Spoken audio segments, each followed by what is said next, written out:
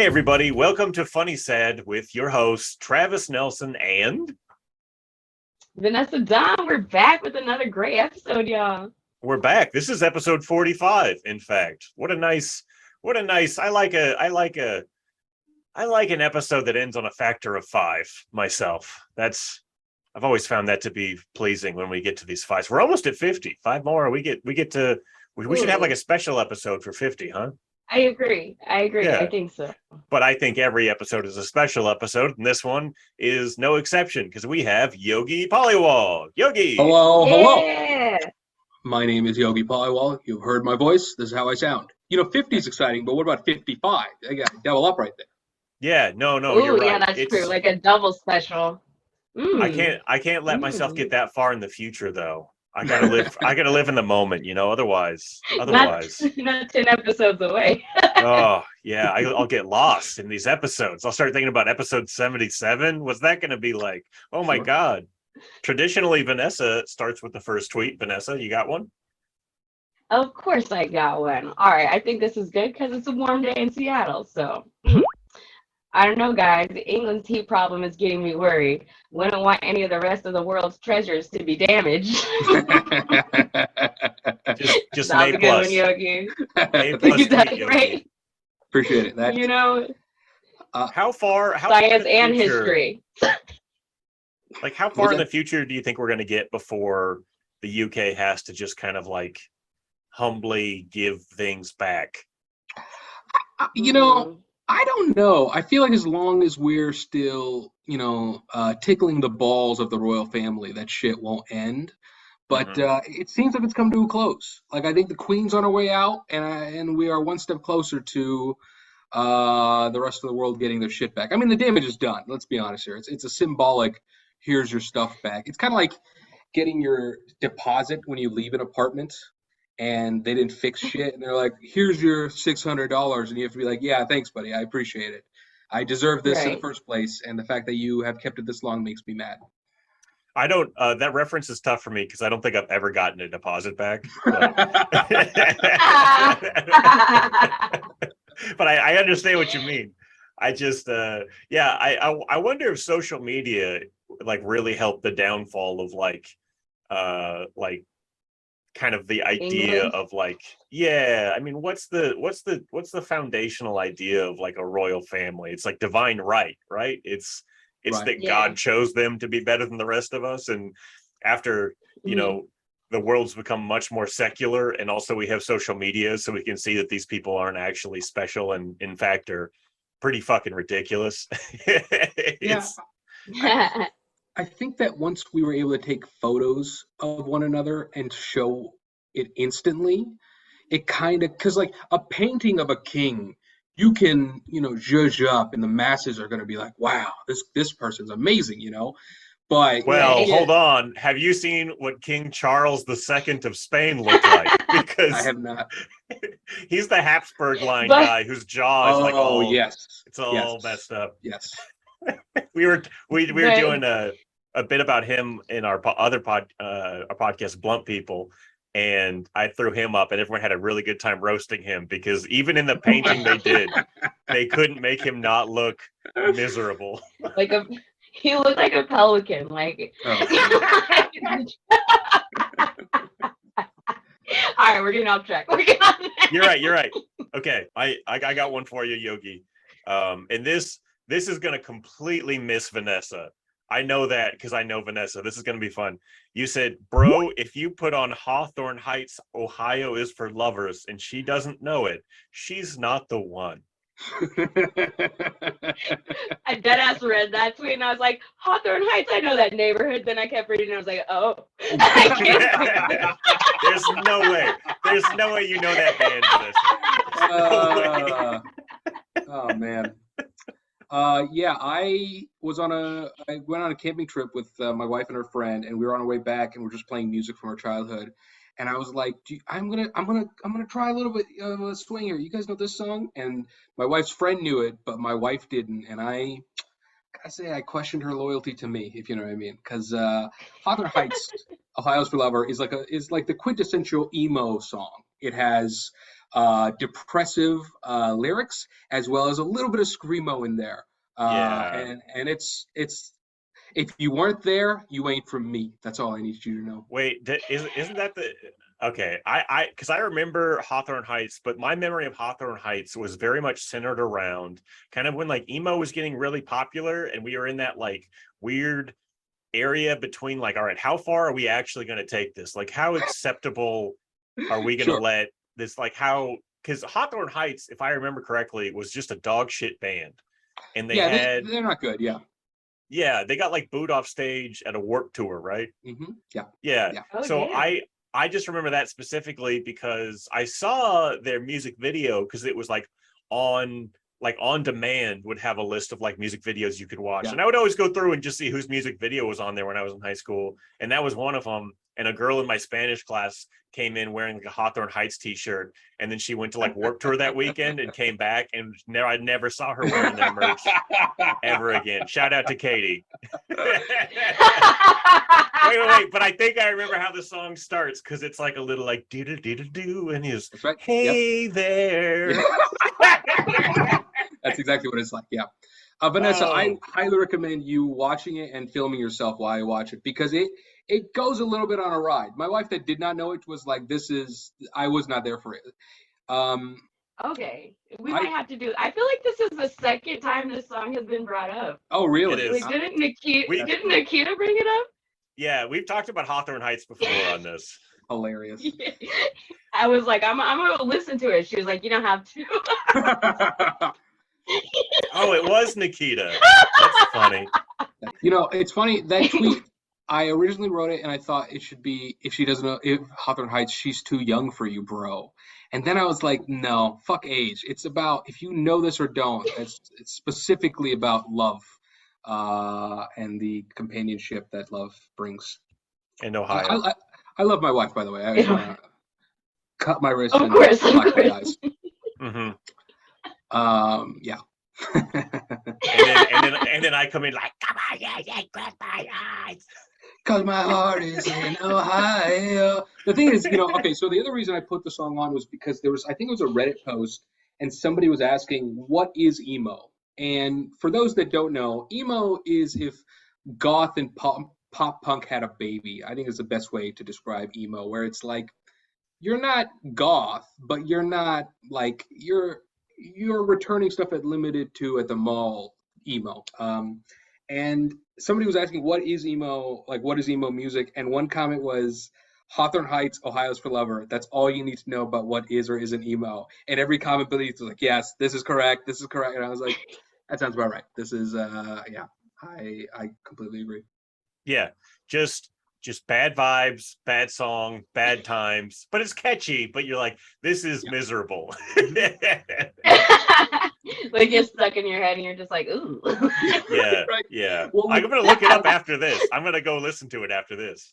Like Travis I'm going to said, feel myself listening to oh, you got it. It's so good. I'm excited for the screamo part to start because it's a little unexpected. But like Travis said, it opens like a Yellow Card song where it's like, oh, this is kind of like a fun, regular song. And it's like, it takes you to places both internally and externally that if you weren't a child in the mid 2000s, then I don't know if you'll ever truly appreciate it. Yeah, all right. Anytime someone in New York City says, I'm going to take the L train, I respond with, you took the L with your shoes. Guaranteed laugh 100% of the time. My wife is leaving me. I was like, did you say it to your wife, Yogi? Yeah. Yeah, that's fun. L train. F train's a fun one too. You ever get someone with the F train? Yeah. F train's harder. In New York, people love their shoes so much that to tell someone their shoes suck is really like a personal stab. It's tough to understand from like being in the Pacific Northwest. Like I had to move in with a roommate from Louisiana who really cares about his shoes to like even understand that people care about shoes, because that's just not the culture up here. Yeah, I think you'd be surprised. Literally everywhere but the Pacific Northwest, people give a shit about their shoes. It is something that people wear with pride. And if your shoes whack, you'll be told. I don't remember why I added the line of my wife is leaving me, but part of me went, this tweet needs a little bit more, and I was like, I know, in shaky grounds in marriage makes people laugh. Yeah. Yeah, it's like a nice fail-safe on the end of like, that's right. Here's a joke. If the joke's not enough, my life is in shambles, right? That's right. Precisely, yes. A little bit of vulnerability goes a long way. Right. Okay, I got a tweet from you, Yogi. You said, people often talk about not giving their babies screens until a certain age. Not me. Your baby will be all, ouchie, my eyes hurt from the brightness of nukes dropping. My baby will have a VR headset super glued to his head.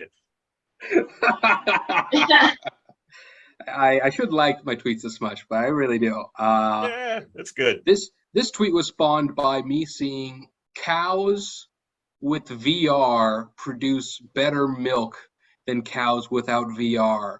And I was like, man, fucking livestock got VR before me. Like, that's the world I'm living in. I fear for my children. Yeah. What do you think about making cows nauseous and uncomfortable makes the milk better? I think that because I don't think they're enjoying the VR. I don't know. Just make that up. No, it was a real thing. They were putting VR on cows, and I was like, that's not cost effective. Like, I don't know, but I mean, I think we're all going to be in VR at some point. We're not going to like it, but it's going to be better than the hellscape we live in. Do you think that though? I don't think so. Yeah, I think VR is a cliff that they're unnecessarily pushing us towards. Anytime I've ever used VR, I've been like, oh no, this is not fun. It's not, it makes me feel weird. I don't like it. I'm much more comfortable playing. And maybe that's just the generation I was raised in, right? Like if you glue a VR headset to your kid's face, that's probably, they're going to be more comfortable with it. But man, they'll probably be fucked up now that I think about it. I mean, look, it's not for us. It's kind of like 3D in movie theaters was a fad that came and went, but kids weren't living in 3D for the first 10, 15 years of their life. Kids are going to be living on VR. Yogi's going to glue a VR headset to his child's face and make them some sort of supercomputer. Their body will probably be pudding, but their brain will be so well adapted to live in the virtual world. That's right. And they're going to work at the VR subway and earn 0.033 Ethereum when they make a sandwich for VR. Yeah, it's just very Ready Player One, right? Yeah, 100%. Why not? Yeah. All right, Vanessa, you got another tweet? Yeah, my last one. Having a supportive family in comedy is a lot like having herpes as a prostitute. It shows you know what you're doing, but it doesn't make it any easier to do. Now, does herpes mean you know what you're doing as a prostitute? That's a great question. I feel like we're confusing correlation with causation here. It shows. There you go with that science again, Travis. Yeah. It shows you have a little experience, whereas no STDs doesn't say you may or may not have experience. Who knows? Some would argue, like saying you want to get into a taxi that's at least a little dinged up. I actually do feel this way. When I'm in a cab, the more messed up it is, the more I trust the driver to get me to where I'm going. Yeah, is he going to break laws? Probably, but I'll get there quicker and on time. And maybe the same goes for prostitutes with herpes. You get there quicker.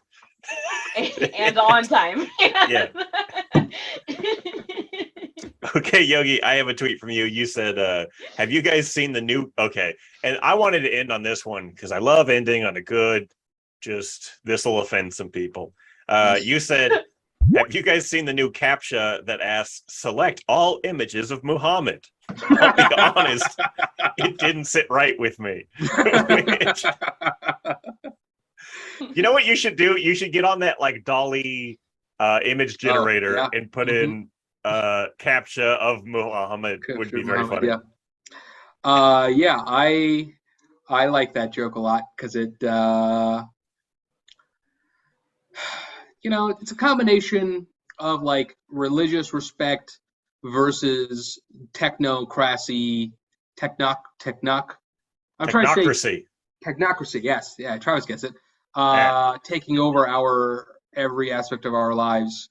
Because at some point, there's going to be a captcha, and it's like, is that my mom having butt sex? Like, it's going to be like that wild, and you're like, select every photo you see, and you're like, I don't want to, but I want these fucking Yeezys. Yeah, no, it's going to auto-generate all of your ads are going to be your personal friends and family selling things to you. Oh man, just auto-generated. Yeah. Mm-hmm. I have a theory about how I personally think we think about the future and like AI being all knowing and dominant, right? But like right now, let's say like I was in like if there's a shooting or something that happens, right? Within like minutes to like an hour, people on the internet figure out who may or may not have done it via context clues, right? And so I feel like the AI of tomorrow is actually outsourced to people today. And it's not like there's a crazy algorithm. It's like it's just us. It's just humans. It's kind of like the end of what's that Train movie where they use tiny kids to run the pieces. Funk show. Oh, this argument had wait. The Polar Express. No, it's an Asian director. He did. You're talking about. They made a TV show out of it. Hey, people watching this know what I'm talking about, and if you want to look it up, someone else do it. Anyway, it's just showing that the tech of tomorrow is really just fueled by the insane people of today. Like, have you seen these people that are on the like do Google Map racing, where they'll like show you an image of somewhere random in the world, and within seconds these motherfuckers know within like 80 miles of where the fuck this shit happened. And I'm like, wait, I remembered. It's called Snowpiercer. That's right. Yes, Snowpiercer is the name of the movie. Yes. I'm not sure how that was working into my argument, but I think I'm assuming about children fueling the tech of tomorrow instead of a massively super advanced AI. I haven't been in a good place the last few years. Can you guys tell? I don't think any of us have, so I think we're there with you. Yeah. We all wear various masks, Yogi, but none of us are doing okay. Yeah, that's true. That's a good point. Yeah, I've like looked into the dark side of the internet and my soul a little too much over the last 2 years. This is not necessarily good for your show, but no, this is going to get edited out. Good to know. I'm like, it is FunnySad. So. Yeah, well, that's true. Into with a real tearjerker. Of course. But yeah, Captain Muhammad, I was like, this is a banger. Send. Just a very funny idea. It fits perfectly on that spectrum of benign and violation, right in the middle. Right. The CAPTCHA, too benign. Pictures of Muhammad, total violation. Yes, boom, exactly. Thread the needle. Mm-hmm. Tightrope. Absolutely. Well, I think that's all the tweets we have. But Yogi, thank you so much for taking time to do this with us. We both really appreciate it. This has been fun, despite the technical difficulties. I think it made us all stronger as people and friends. I think so too. Yeah. Thank you so much for having me. This was fantastic. This really boosted my self-esteem to know that my tweets were appreciated. Yeah, of course. Do you want to promote anything? Just your Twitter or? I'm doing a podcast called Around the World in No Rush with my friend Alex Meyer. We choose a new city and talk about it. And I also have a few like Twitch-esque things coming up in the near future with Flight Simulator for that show. And then also I will be hosting an unnamed late night show in New York come the fall with a friend of mine, Evan Morrison. So those are the things that I'm doing. And please enjoy.